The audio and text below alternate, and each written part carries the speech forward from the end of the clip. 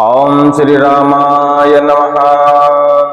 वशीकरण एक खतरनाक विद्या है। वशीकरण चलाना बहुत आसान है और वशीकरण हो भी जल्दी जाता है, लेकिन वशीकरण को काटना बहुत ही मुश्किल कार्य है। वशीकरण इतनी आसानी से नहीं कट पाता। आज हम वशीकरण स्पेशल काटने का विधान आपको बताने वाले हैं। कुछ छोटे छोटे उपाय हैं जो कि आप कर सकते हैं, जिससे आपका वशीकरण हमेशा के लिए टूट जाएगा। मंत्र के साथ साथ यदि हम कुछ औषधियों का प्रयोग करते हैं तो वशीकरण के ऊपर एक प्रकार का वज्र प्रहार लगता है और हर प्रकार का वशीकरण इन औषधियों और मंत्र की शक्ति से टूट सकता है। वशीकरण जिनके ऊपर किया जाता है उनको अक्सर अमावस्या और पूर्णिमा को उलझन महसूस होती है, गुस्सा आती है, क्रोध हो सकता है, रोना आ सकता है, या कहा जाए तो मन बड़ा बेचैन हो जाता है।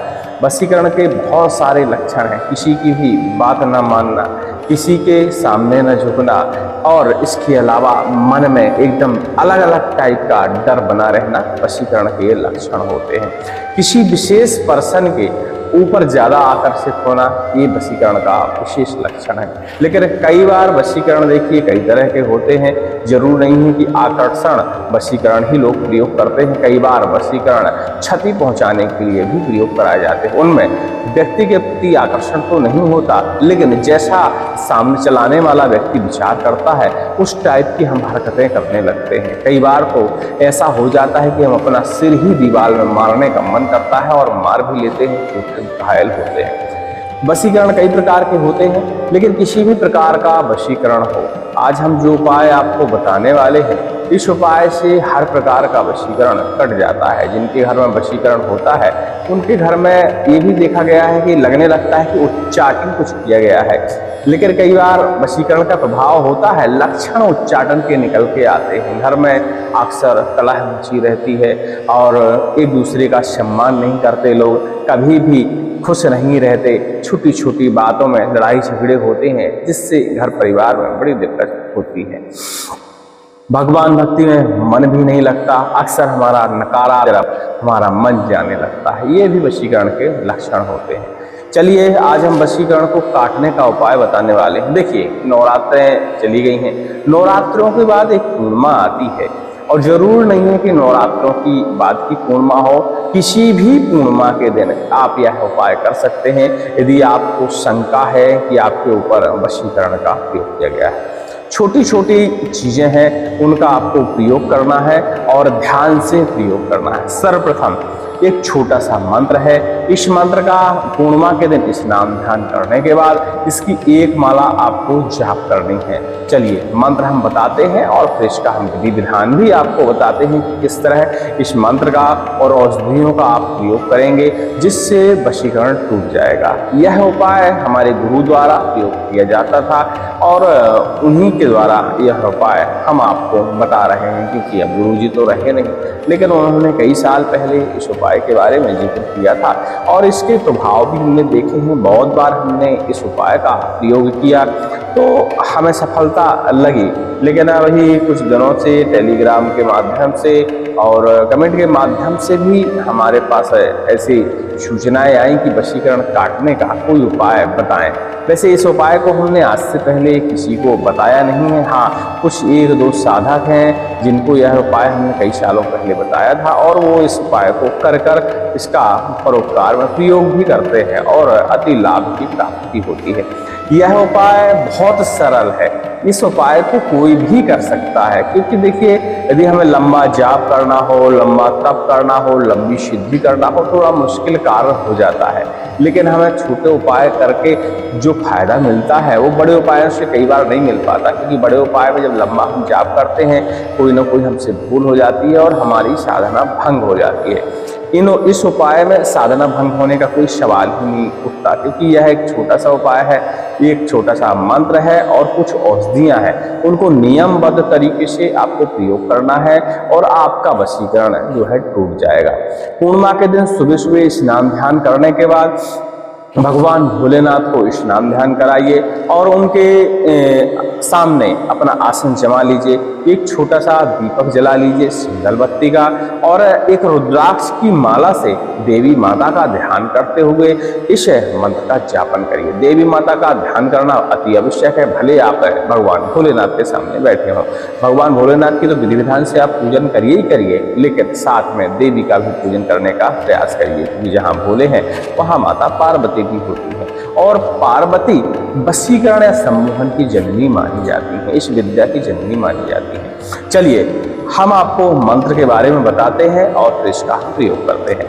ओम ऐं क्लीं ग्लौं हस ह्रीं हस्वा थप्रीं फट। मंत्र हम डिस्क्रिप्शन में लिखेंगे, एक बार और सुनिए। ओम ऐं क्लीं ग्लौं हस ह्रीं हस्वा थप्रीं फट।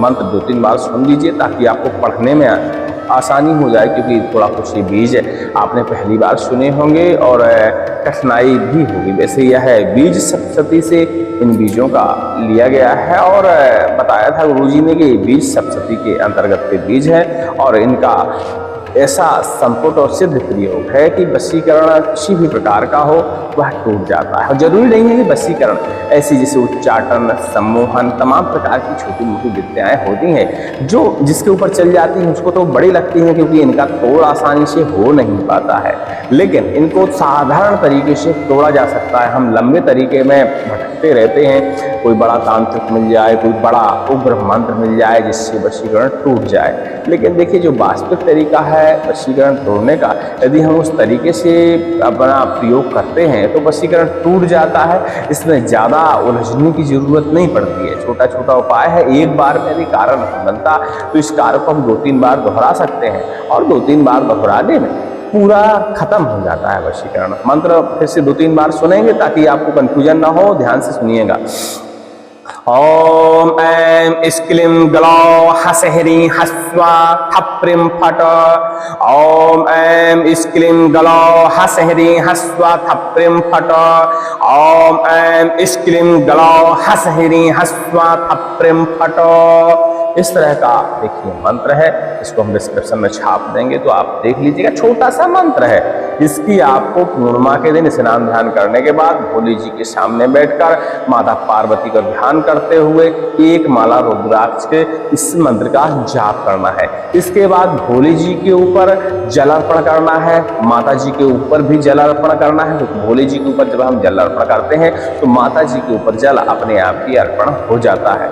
उसके बाद जल जब भोले जी के ऊपर से नीचे गिरता है उस जल को हमें एकत्र कर लेना है। चाहे हम नीचे जलालू के सामने कुछ पात्र रख दें कि भोले जी का स्नान जब हो तो नीचे पात्र में जल एकत्र होता रहे, उस जल को हमें एकत्र कर लेना है। और उस जल को एकत्र करने के बाद किसी पात्र में ले जाकर सफेद आक, सफेद अकोड़ा ऐसा पौधा माना जाता है, तो सफेद आक की जड़ में इस जल को हमें डाल देना है। सफेद आक की जड़ में इस जल को हमें उसी दिन यानी पूर्णिमा के दिन प्रवाहित करना है। पूर्णिमा किसी भी महीने की हो सकती है, जरूरी नहीं है कि नवरात्रों के बाद वाली पूर्णिमा हो।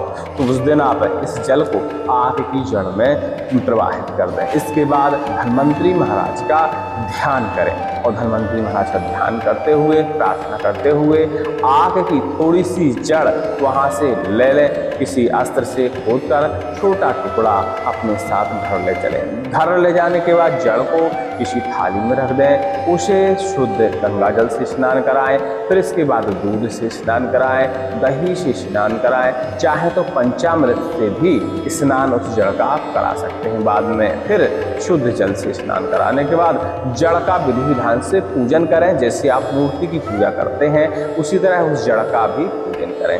फिर से इसी मंत्र का 11 बार से 21 बार पाठन करें। ओम ऐं क्लीं ग्लौं हस ह्रीं हस्वा थप्रीं फट। इस तरह इस मंत्र का आप 21 बार 11 बार अपने समय अनुसार इसका जाप कर लें और उस जड़ के ऊपर पुष्प अर्पण करें, इत्र अर्पण करें। बस यह कार्य आपका इतने में ही संपन्न हो गया। ये क्या ताबीज आप ला लें और ताबीज के अंदर इस जड़ को डालकर आप धारण कर लें।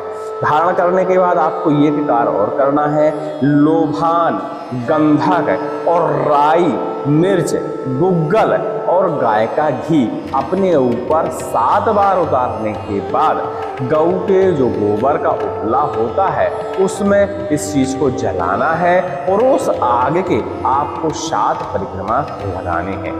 इतना करने पर भी आपको नहीं रुकना है, थोड़ी सी सामग्री और व्यवस्था करनी है। दोबारा से थोड़ा सा लोभान लेना है, थोड़ी सी गंधक लेनी है, राई लेनी है और थोड़ी सी मिर्च लेनी है। इसकी एक बढ़िया से छोटी सी पुड़िया आप बना लीजिए।